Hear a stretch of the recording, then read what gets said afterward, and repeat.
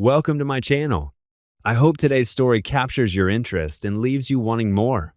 Your continued support truly means a lot to me. Now, let's get started with the story. My name is Daniel. I am 47 years old. And until that afternoon in Austin, I believed I was a man who mattered inside his own home. The meeting was scheduled for 3 o'clock. A routine discussion, they said. Academic performance. A minor disciplinary concern. Nothing catastrophic. Nothing that couldn't be handled by adults sitting around a polished table pretending everything was under control. I left work early to be there. That detail matters to me more than it will ever matter to Chloe. I remember the drive across town, the heat rising from the asphalt, the familiar stretch of highway I'd taken dozens of times for games, rehearsals, award ceremonies. I had sat in those same school chairs clapping for her achievements. I had written checks to keep her in that building. Tuition wasn't small. Neither were they voluntary contributions. I paid them without complaint. I told myself this is what stability looks like. I parked, straightened my jacket, and walked inside as if I belonged there, because I believed I did. The conference room smelled faintly of dry erase markers and overbrewed coffee. Posters on the wall preached values, leadership, integrity, responsibility, words printed in cheerful fonts, framed like commandments. Laura sat beside Chloe when I entered. My wife, 6 years married. She gave me a tight smile, the kind that says be calm, let's not make this worse. Chloe didn't look at me. 16 years old, brilliant, sharp-tongued, beautiful in that effortless way teenagers are. She inherited her father's eyes, Ryan's eyes. The man who lives in Florida and appears in our lives like a seasonal storm. Quick visit. A few photos. A transfer that covers half of something and none of the rest. I covered the rest. The principal began gently. There had been an incident on a recent school trip. Chloe had skipped a required seminar. She'd signed out without permission. Nothing criminal. Just defiant. Just careless. The school required a parental acknowledgement and a discussion of consequences. I listened. I nodded. I asked measured questions. I wasn't there to dominate. I never was. Then the principal turned toward me with professional politeness. Mr. Hayes, as her guardian, how would you like to proceed? It was an ordinary sentence. Administrative. Procedural. I opened my mouth to answer, and Chloe cut in. He's not my dad, he doesn't get a say. No shake in her voice. No teenage tremor. Just clarity. The sentence landed softly. That was the cruelty of it. She didn't spit it. She didn't shout. She simply stated it as fact. Like correcting a typo. For a second, I thought I'd misheard her. The room went still. Even the air conditioning seemed to hesitate. Laura shifted in her seat. Chloe, she whispered. But it was weak. A reflex, not a correction. Chloe didn't look at me. She looked at the principal, as if I were already erased. In that moment, I understood something I had refused to see for years. I had been functioning as infrastructure. Invisible. Necessary. Replaceable. I had paid the down payment on the house outside Austin. A quiet suburb with manicured lawns and respectable neighbors. For bedrooms. 2-car garage. A backyard big enough for Mason to kick a soccer ball. My name on the mortgage. My credit securing their comfort. I paid private school tuition, Chloe's especially. The arts program. The advanced classes. The fees that arrive quietly but consistently. I paid insurance. Health, auto, home. I paid for Mason's camps in the summer so Laura could work without worrying. When Chloe wanted to try a competitive program in New York, I researched it. Budgeted it. Agreed to it. I never asked to be called dad. I told myself love doesn't demand titles. I told myself consistency would be enough. And here she was, removing me with a sentence. He doesn't get a say. It wasn't anger that filled me. It was clarity. I looked at her. Really looked at her. I searched for doubt. For remorse. For the slightest flicker that she'd said something she didn't mean. There was none. So I closed my mouth. Slowly, deliberately, I reached for the stack of papers in front of me. Emergency contact information. financial responsibility forms, travel authorization agreements. My name was typed neatly in black ink. I took a pen. I drew a line through it. Not violently, not dramatically, just a straight, steady line. "Remove me," I said. Laura's head snapped toward me. "Daniel, don't." I didn't raise my voice. "She's right. I don't get a say." The principal looked uncomfortable now, the professional mask slipping. "Mr. Hayes, perhaps we can?" "No," I interrupted calmly. "This is simple. If I am not a guardian, I should not be listed as financially or legally responsible." Chloe's jaw tightened. For the first time, her certainty wavered. Not because she regretted what she said, but because she hadn't anticipated consequence. Children rarely do. I leaned back in my chair and folded my hands in my lap. I felt something detach inside me, cord severed. For 6 years, I had entered every room as a man trying to prove he belonged, trying to show patience, trying to avoid being the controlling stepfather. Laura had asked me more than once not to escalate things, to let small comments slide, to not make Chloe feel pressured. So I swallowed it all. The comparisons to Ryan, the jokes about how I take things too seriously, the way conversations died when I entered a room, the subtle shift in tone when money was needed. I had convinced myself that endurance was love. But endurance without respect becomes humiliation. 10 minutes later, the principal asked the question that changed everything. "So who will be responsible now?" We were standing in the hallway, fluorescent lights buzzing overhead, students walking past us, laughing, unaware of the fracture happening in that quiet corridor. Laura froze. Chloe stared at the floor. Ryan didn't answer his phone, and I said nothing, because the truth had already been spoken. Not by me, by Chloe. Status isn't emotional. It's structural.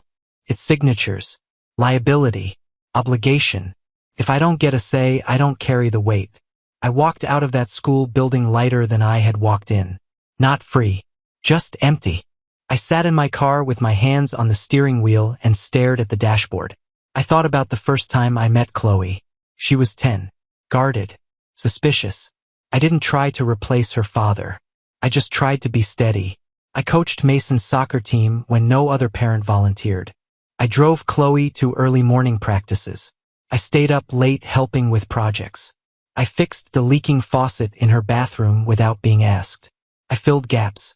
And I told myself filling gaps would eventually make me permanent. But permanence cannot be built on tolerance alone. It requires acknowledgement.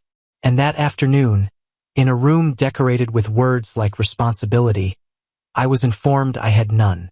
When I pulled into our driveway later that day, the house looked the same.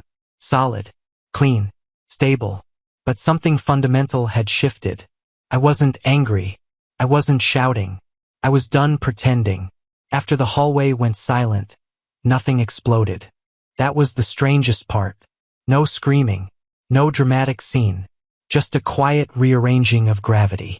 On the drive home, Laura kept glancing at me like she was trying to measure the damage.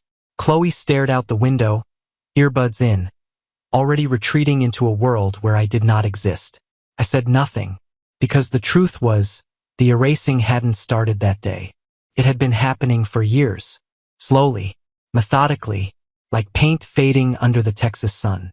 At first it was subtle. When I entered a room and conversations thinned. When Chloe would ask Laura for permission about something I had already answered. When Mason began checking his mother's face before responding to me. I told myself it was adjustment. Blended families take time. I was the outsider. I had to earn my ground. So I paid for the ground. I covered the tuition increases without comment. When extracurricular fees doubled, I didn't hesitate. When Chloe wanted to apply for an international exchange program, the expensive one, the prestigious one, I researched grants and deadlines like it was my own ambition on the line. I became efficient, reliable, quiet, a service provider. If a signature was needed, they called me. If money was short, they texted me. But if discipline was required, if authority was needed, suddenly I was overstepping. Chloe once told Laura I was too controlling. because I asked for a curfew to be respected.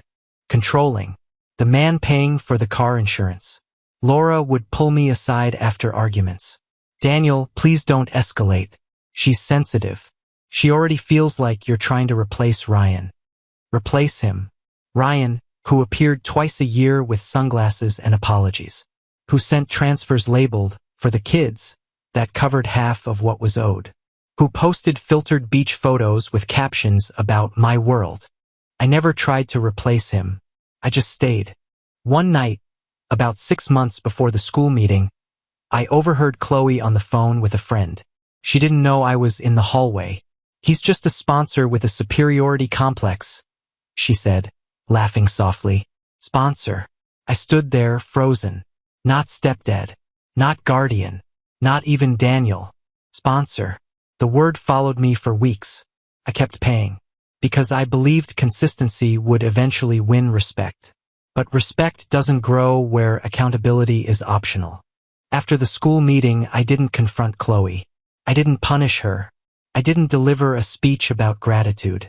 I went home and opened my laptop. The exchange program deposit was due in 2 weeks. A substantial amount. The kind of payment that quietly rearranges a monthly budget. I drafted an email to the program coordinator.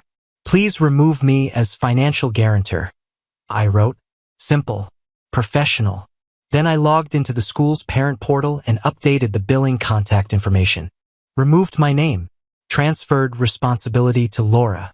I didn't slam doors. I didn't announce it over dinner. I just stepped back. 3 days later, the principal called Laura. Tuition for the next quarter required confirmation of financial liability. The forms I had signed for years were no longer valid. That evening, we sat at the kitchen table. Laura looked exhausted. They need someone to sign, Daniel. This isn't the time to make a point. I'm not making a point, I replied calmly. Chloe already did. Chloe stood near the counter, arms crossed. Defensive. Silent. If I don't get a say, I continued, I shouldn't hold the liability. That's consistent. Laura's voice tightened. She didn't mean it like that. How did she mean it? No answer. Ryan didn't answer his phone that night either. For the first time, the structure trembled. Status isn't emotional. It's contractual. Without my signature, things stalled. The exchange program coordinator emailed asking for updated guarantor information. Chloe's tone shifted from indifference to irritation. You're really doing this? She asked me one evening. I'm aligning with your words, I said. This is petty. No, I replied. This is accurate. There's a difference. The school scheduled another meeting. This time, the atmosphere was colder. Administrative. Direct. The principal looked at Laura. We need clarity on who assumes financial and disciplinary responsibility moving forward. Laura's fingers tightened around her pen. Chloe stared at the table. I sat back in my chair, silent. The question wasn't dramatic. It wasn't cruel. It was logistical. And logistics don't bend for feelings. Ryan was unreachable. Again. Laura whispered, We'll figure it out. But figuring it out meant something new now. It meant confronting the reality that I had been the structural beam holding up their expectations. When you remove a beam, the ceiling doesn't collapse immediately. Creaks first. That month, bills were separated. I paid the mortgage, utilities, insurance. But Chloe's car, the one I had purchased, was transferred into Laura's name. Insurance adjusted accordingly. Her phone plan shifted to prepaid. Not as punishment, as alignment. If I don't get a say, I don't carry the weight. Chloe accused me of getting revenge. I looked at her and said quietly, Revenge is emotional. This is administrative. She didn't like that answer, because it left no villain to fight, only consequence. At school, the exchange program spot was eventually offered to another student. Without a financial guarantee, her application stalled. The first crack in her certainty appeared then, but I didn't celebrate it. I watched, because what I needed wasn't submission. It was acknowledgement. Laura began receiving calls about attendance and minor infractions. The school no longer contacted me. For years, my phone had been the first to ring. Now it was silent. The house felt different, quieter, colder. Not because I withdrew affection, because I withdrew assumption. One evening, Laura said softly, "You've changed." "No," I replied. "I've clarified. There is a difference." For years, I had tried to earn a place through sacrifice. I believed patience was strength. But patience without boundaries becomes erasure. The school meeting hadn't created the fracture. It revealed it. And once you see clearly where you stand, you cannot pretend you don't. Chloe still moved through the house like a queen in exile. Proud, wounded, defiant. But for the first time, systems responded to reality. Forms required signatures. Programs required guarantors. Bills required payment. Words required backing. And mine were no longer on the line. I did not raise my voice. That's what Chloe expected. That's what Laura feared. An explosion. A lecture. A dramatic declaration of wounded pride. They got none of it. Instead, they got silence. And paperwork. The first real shift came with the car. Chloe had been driving the sedan I bought her the year she turned 16. Nothing extravagant. Safe. Reliable. Fully insured. Registered under my name because, at the time, I believed responsibility and authority were twins. If I carried the liability, I carried the say. After the meeting, I went to the DMV website and scheduled an appointment. 2 days later, I signed the title transfer. The vehicle moved into Laura's name. Insurance adjusted accordingly. Premium recalculated. My coverage reduced. When I handed Laura the updated documents, she stared at them as if they were written in a language she didn't understand. "You're really doing all of this?" she asked quietly. "I'm removing myself from positions I'm not allowed to hold," I replied. Chloe overheard. "This is so dramatic," she muttered. No, dramatic would have been yelling. This was structural. Her phone plan was next. I had bundled the family plan years ago to reduce cost. Efficiency disguised as care. I separated the line, converted it to prepaid under Laura's account. Again, no announcement, no speech, just alignment. The New York competition trip was the real turning point. Chloe had qualified months earlier. It required a financial guarantee, flights, hotel, event fees. I had signed the preliminary documents before the school meeting. Afterward, I emailed the coordinator. "I am withdrawing as guarantor," I wrote. Within a week, the school sent notice. Without confirmed financial backing, her participation could not be secured. That evening, Chloe confronted me in the kitchen. "You're ruining this for me," she said, voice tight. "I'm not ruining anything," I answered. "I'm respecting what you said. You're getting revenge because I embarrassed you." I looked at her carefully. "If I wanted revenge, you would know. This is consistency. You told the school I don't get a say. Authority and responsibility travel together. If I don't have one, I don't carry the other." Her jaw trembled, not with remorse, but with frustration. "You're acting like I said you're nothing." I held her gaze. "You said I'm not your dad and I don't get a say. That has meaning." Laura stepped in then, her voice strained. "Daniel, she's 16. She doesn't think in legal terms." "I'm not asking her to," I replied. "But I will." The bills began arriving addressed solely to Laura. Tuition reminders, program deadlines, insurance adjustments. For the first time in 6 years, my email inbox was quiet. And something strange happened. The house grew tense, but I did not. I paid the mortgage as always. Utilities, groceries, Mason's basic needs. I did not abandon the household. I simply stopped absorbing everything. Chloe's car insurance premium, now under Laura, was significantly higher. Laura hadn't anticipated that. Ryan sent a transfer that month. Less than half of what tuition required. The school called Laura about overdue balances. For the first time, I watched the system operate without my silent cushioning. There were no dramatic fights, just numbers. Reality is rarely loud. It is persistent. Chloe began spending more time in her room. Less defiance. More calculation. She started asking Laura questions about payment deadlines, about financial aid. One evening, she came into my office doorway. She didn't cross the threshold. "How do grants work?" she asked. No sarcasm, no edge. I leaned back in my chair. "They require applications," I said. "Income statements, sometimes essays. They're competitive." She hesitated. "And financial responsibility forms? They determine who is legally accountable for tuition and conduct," I explained calmly. "Schools require clarity." She absorbed that. "Can you help me understand it?" There it was. Not dad, not apology, but acknowledgement of competence. I didn't lecture. I didn't gloat. I walked her through it. Explained terms, deadlines, consequences.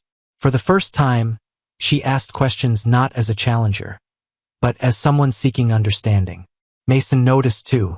He began coming to me about homework again, about budgeting for a school trip. Not as a wallet, as an adult who understood how systems worked. Laura watched the shift with confusion. "You're different with them," she said one night. "No," I answered. "They are." Because something had changed. When comfort became conditional on clarity, respect began to form. Not affection, not warmth, respect. A month after the initial meeting, the school requested another parent conference. Tuition balances had been partially met, but instability remained. We sat in that same fluorescent hallway. This time, when the principal asked who would be responsible moving forward, Chloe looked at Laura, then at me. She didn't say, "I don't get a say." She said nothing, and silence in that moment was progress. I did not re-add my name immediately. I asked questions.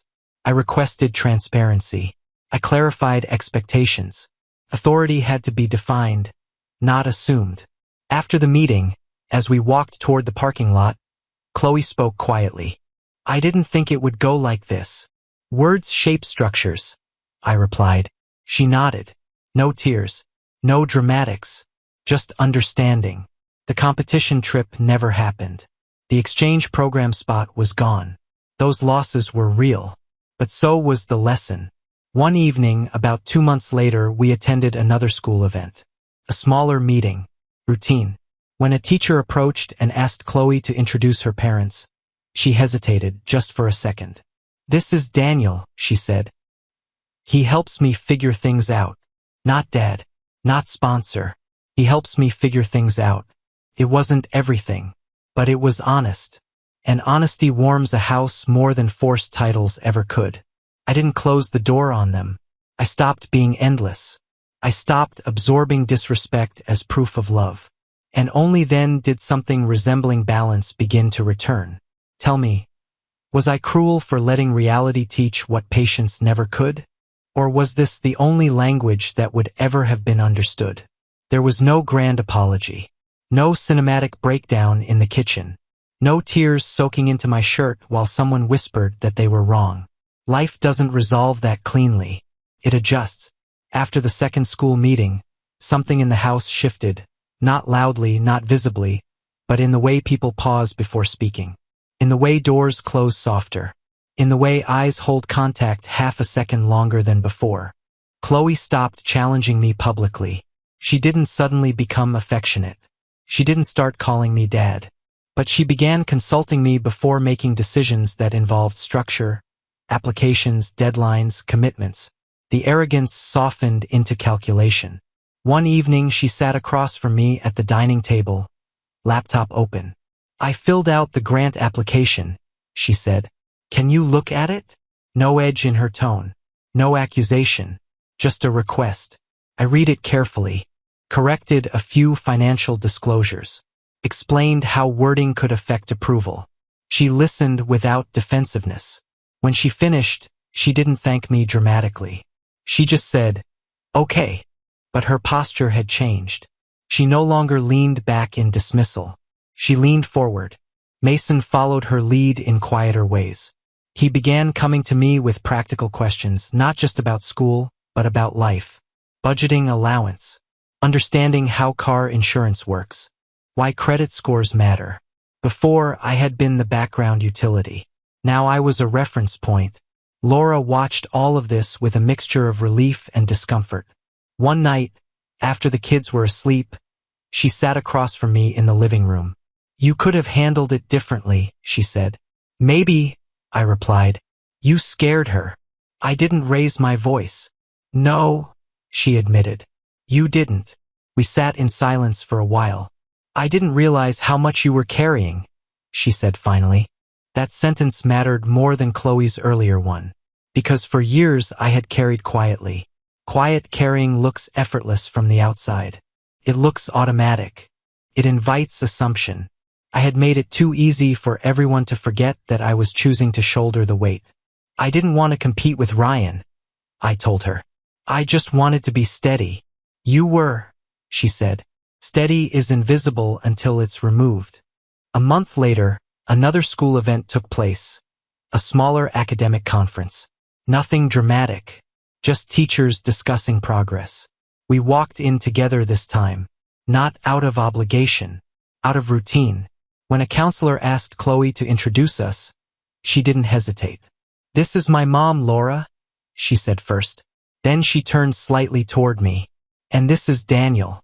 He helps me make decisions." There was no emphasis. No awkwardness. Just acknowledgement. I didn't correct her. I didn't request a different title. It was enough.